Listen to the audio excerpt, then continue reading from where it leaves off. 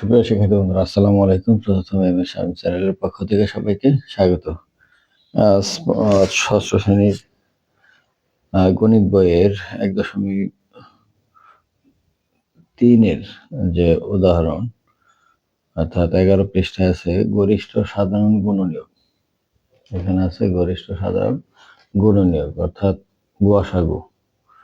গসাগু এর পূর্ণরূপ হচ্ছে গরিষ্ঠ সাধারণ গুণনীয়ক। এগুলো আমরা ক্লাস 5-এ শিখেছি। এখন গুণনীয়ক কি?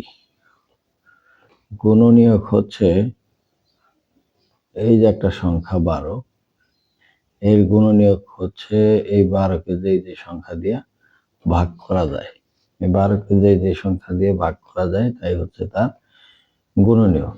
যেমন 12কে 1 দ্বারা ভাগ করা যায়, 2 দ্বারা ভাগ করা যায়, 3 দ্বারা ভাগ করা যায়, 4 দ্বারা ভাগ করা যায়, 6 দ্বারা ভাগ করা যায়, আবার 12কে 12 দ্বারা ভাগ করা যায়।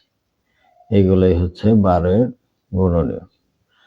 এখন আবার 30-এর গুণনীয়ক, 30কে যে সংখ্যা দিয়ে ভাগ করা যায় সেগুলো হচ্ছে 30-এর গুণনীয়ক। 30কে ভাগ করা যায় 1 দ্বারা, 2 দ্বারা, 3 দ্বারা, 5 দ্বারা, 6 দ্বারা, 10 দ্বারা, 15 দ্বারা, আর হলো 30 দ্বারা। এখানে 12 এবং 30-এর সাধারণ গুণনীয়ক গুলো হচ্ছে 1, 2, 3, 6। সাধারণ গুণনীয়ক হচ্ছে এই গুণনীয়ক গুলোর মধ্যে মিল যেগুলা, এই গুণনীয়ক গুলোর মধ্যে মিল আছে হচ্ছে 1, 2, 3 আর আছে 6। এখন গসাগু হচ্ছে এই যে মিল আছে, এই মিলগুলোর মধ্যে যেটা সবচেয়ে বড় সেইটাই হচ্ছে গসাগু। এই যে 12 ও 30-এর গসাগু হচ্ছে 6। এভাবে আমরা গুণনীয়কের সাহায্যে গসাগু বের করতে পারি। এবার আমরা সংজ্ঞা দেখি কি লেখছে, যে প্রদত্ত সংখ্যাগুলোর গুণনীয়কগুলোর মধ্যে সবচেয়ে বড় গুণনীয়ক ওই সংখ্যাগুলোর গরিষ্ঠ সাধারণ গুণনীয়ক অর্থাৎ গসাগু। এবার হলো মৌলিক গুণনীয়কের সাহায্যে গসাগু। মৌলিক গুণনীয়ক কি? অর্থাৎ 12-এর মৌলিক গুণনীয়ক। 12-এর মৌলিক গুণনীয়ক হলো 12কে আমরা যদি ভাঙাই তাহলে 2, 2, 3, অর্থাৎ 2 2 4, 3 4 12। এইগুলো হচ্ছে 12-এর মৌলিক গুণনীয়ক। অথবা আমরা আরেকভাবে দেখাইতে পারি, সেটা হচ্ছে 12কে এভাবে লিখে লসাগুর মতো 2 দ্বারা দিলে 6, 2 দ্বারা দিলে 3, তাহলে এই 3টা হচ্ছে 12-এর মৌলিক গুণনীয়ক। এবার আমরা দেখব 30-এর মৌলিক গুণনীয়ক। 30-এর মৌলিক গুণনীয়ক কি? 30কে যদি আমি 12-এর মধ্যে 2 দিয়ে দিলে 15, 2 দিয়ে দিলে 3 দিয়ে দিলে 5, তাহলে 2, 3, 5 এইগুলো হচ্ছে 30-এর মৌলিক গুণনীয়ক। এখন এই মৌলিক গুণনীয়কগুলোর মধ্যে সাধারণ মৌলিক গুণনীয়ক কত? অর্থাৎ যে মৌলিক গুণনীয়ক এটার মধ্যে আছে, আবার এটার মধ্যে আছে, যেমন 2 আছে, আবার 3 আছে। তাহলে এই যে মৌলিক গুণনীয়ক বের হলো, এই মৌলিক গুণনীয়ক যে কটা মিল থাকবো ওই কটার গুণফল হচ্ছে তার গসাগু। এখন মৌলিক গুণনীয়কের সাহায্যে গসাগু এটাই। এখন আমরা গসাগু গুণনীয়ক এর মাধ্যমে গসাগু বের করলাম, আর হলো মৌলিক গুণনীয়কের মাধ্যমে গসাগু বের করলাম। দুইভাবে গসাগু আমাদের উত্তর কিন্তু একই হয়েছে, একই হবে। এখন উদাহরণ আছে একটা এখানে, যে গুণনীয়ক ও মৌলিক গুণনীয়কের সাহায্যে এই সংখ্যাগুলোর গসাগু নির্ণয় করো। তাহলে 1 নম্বরে আছে গুণনীয়কের সাহায্যে প্রথম বের করছে গুণনীয়কের সাহায্যে। তাহলে 28-এর গুণনীয়ক 1, 2, 4, 7, 14, 28। আবার 48-এর গুণনীয়ক হলো 1, 2, 4, 8, 6, 12, 16, 24, 48। আবার 72-এর গুণনীয়ক 1, 2, 4, 6, 8, 12, 18, 24, 36, 72। এইগুলো হচ্ছে গুণনীয়ক। এখন এগুলোর মধ্যে মিল আছে কত কত? সর্বোচ্চ মিল আছে হচ্ছে 4, আর এরপরে আর কোনো সংখ্যা মিল নাই। সো আমাদের 28, 48, 72-এর গসাগু হচ্ছে 4। তবে শিক্ষার্থী বন্ধুরা, আমাদের গসাগু বের করার আর একটা সিস্টেম আমি বলে দেই। সেটা হচ্ছে যে যেমন 28 আছে, 28কে আমরা 2 দিয়ে ভাগ দিলে 14। আবার 28কে আমরা 3 দিয়ে ভাগ যায় না, 4 দিয়ে, 4 7 28, 4 × 7। আবার 28-এ 1 দিয়ে ভাগ যায়, তাহলে 1 × 28।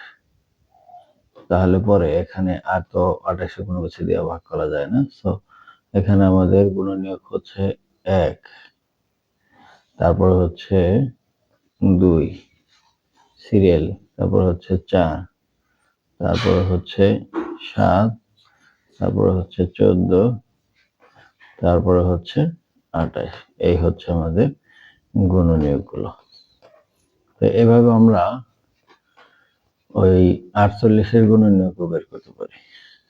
যেমন 48-এ 48 সমান 48-এ 1 দিয়ে ভাগ করা যায়, 48 আবার 2 দিয়ে ভাগ করা যায়, 2 দিয়ে ভাগ করলে হয় 24। 48-এ 3 দিয়ে ভাগ করলে 3 × 6 = 48। 48 আবার 4 দিয়ে ভাগ করা যায়, 4 × 12 = 48। 48 আবার 6 দিয়ে ভাগ করা, 6 × 8 = 48। আর কোনো কিছু দেয়া যায় না, আবার 8 দিয়ে গেলে 6, এভাবে ঘুরে আবার এটাই আসবো। এখন আমাদের গুণনীয়কগুলো কি কি আসলো? যে 1, 2, 3, 4, 6, 8, 12, 16, 24, 48। এই যে আমাদের যে 48-এর গুণনীয়ক আছে, এটির সাথে কিন্তু মিলে গেছে। এইভাবে আমরা গুণনীয়ক বের করতে পারি। আবার আছে 72। 72-কেও আমরা এইভাবে গুণনীয়ক বের করতে পারি যে 72, 72-এ 1 দিয়ে ভাগ করা যায়, 72-এ 2 দিয়ে ভাগ করলে হয় 36, 72-এ 3 দিয়ে ভাগ করলে হয় 3 × 24 = 72। আবার 72-কে 4 দিয়ে ভাগ করা যায়, 4 দিয়ে ভাগ করলে কত হয়? 4, 1, 72, 4 দিয়ে ভাগ দিলে 1 বার যায়, আর হচ্ছে 4, 3, 2, 4 18। 18 আবার 72-এ 6 দিয়ে ভাগ দেওয়া যায়, 6 × 72। 72-এ 8 দিয়ে ভাগ করা যায়, 8 9 72। এভাবে আর যায় না। সো 72-এর গুণনীয়ক কত? 1, 2, 3, 4, 6, 8, 9, 12, 18, 24, 36, 72। এগুলো হচ্ছে 72-এর গুণনীয়ক। এভাবে আমরা গুণনীয়কগুলো বের করতে পারি। আর মৌলিক গুণনীয়ক তো দেখালাম। এবার মৌলিক গুণনীয়কের সাহায্যে গসাগু নির্ণয়। ওই দুইটা সংখ্যারই মৌলিক গুণনীয়কের সাহায্যে গসাগু নির্ণয় করব। 28-এর মৌলিক গুণনীয়ক বের করা দেখালাম। 28 এভাবে দেয়া, 2 দিয়ে ভাগ দিলে কত? 14, 2 দিয়ে ভাগ দিলে কত? 7। তাহলে 2, 2, 7 বেরোলো আমাদের এইটা। তারপর হচ্ছে 48। 48-এর যদি মৌলিক গুণনীয়ক বের করি তাহলে 48 2 দিয়ে যায়, 24 × 2 = 48, আবার 2 দিয়ে যায়, 12 × 2 = 24, 2 দিয়ে দিলে 6, 2 দিয়ে দিলে 3। তাহলে 2, 2, 2, 3, 3, অর্থাৎ 2 হলো 4টে, তারপর হলো 3, এইটা। এখন আবার 72-এর মৌলিক গুণনীয়ক বের করব। 72-এর ভাগ দেয় 2 দিয়ে 36, 2 দিয়ে 18, 2 দিয়ে 9, 3 দিয়ে 3। তাহলে কত আসলো? 2, 2, 2, 3টা 2 আর 2টা 3, 3টা 2, 2টা 3। এখন এই মৌলিক গুণনীয়ক গুলোর মধ্যে এই মৌলিক গুণনীয়ক গুলোর মধ্যে মিল আছে কি কি? 2 2 আর আছে কি? আর কোনোটা মিল নাই। তাহলে এখানে 7 আছে, এখানে 7 নাই। আবার এখানে 2 আছে, 3 আছে, এখানে নাই। এখানে 2 আছে, 3 আছে, এখানে নাই। সো আমাদের মিল আছে শুধু দুইটা 2। দুইটা 2 এর গুণফল হবে এটা গসাগু। এই যে এর গসাগু হবে দুইটা 2, 2 দুগুণে 4। আমাদের এই গসাগুর সাথে এই গসাগু মিলছে। আসলে মৌলিক গুণনীয়কের সাহায্যে এবং সাধারণ গুণনীয়কের সাহায্যে যেভাবে আমরা গসাগু নির্ণয় করি, উত্তর কিন্তু আমাদের একই হবে। এবার আরেকটা গসাগু নির্ণয় করার পদ্ধতি তোমাদের দেখাচ্ছি, সেটা হচ্ছে ভাগ প্রক্রিয়া। যেমন 12 আর 30, এই 12 আর 30-এর গসাগু কিভাবে নির্ণয় করে? 12 আর 30 এটা হলো ইউক্লিডীয় পদ্ধতি বা ভাগ প্রক্রিয়া। এখন প্রথমে আমরা 12 দিয়ে ভাগ করব 30-কে। 12 দিয়ে ভাগ করব 30-কে। তাহলে 30-এর মধ্যে 12 যায় কয়বার? একবার, দুইবার।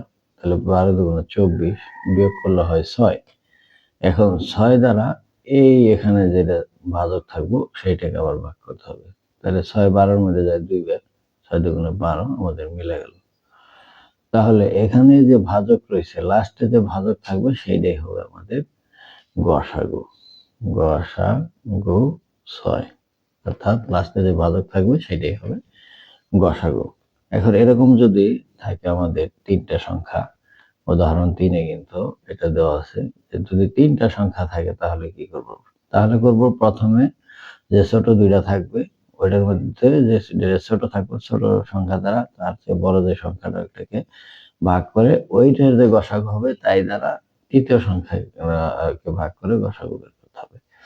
হ্যাঁ, এখানে যে কাজটা এখানে 2 বার করছে, আমি ওই কাজটাই আবার তোমাদের দেখাচ্ছি। তো এখানে যে কাজটা করা হয়েছে 28 দ্বারা 48-কে ভাগ করব। 28 দ্বারা 48-কে 48কে যদি ভাগ করি তাহলে 48-এর মধ্যে যায় একবার 28, এখানে বিয়োগ করলে হয় 0 2 20, 20 দ্বারা আবার 28-কে একবার 20 দিয়ে ভাগ বিয়োগ করলে 8 দিয়ে আবার 20-এর করলে 2 বার 16 4 দিয়ে 8-এর করলে 2 বার দেয়। 4 দিয়ে 8-এর যদি করি,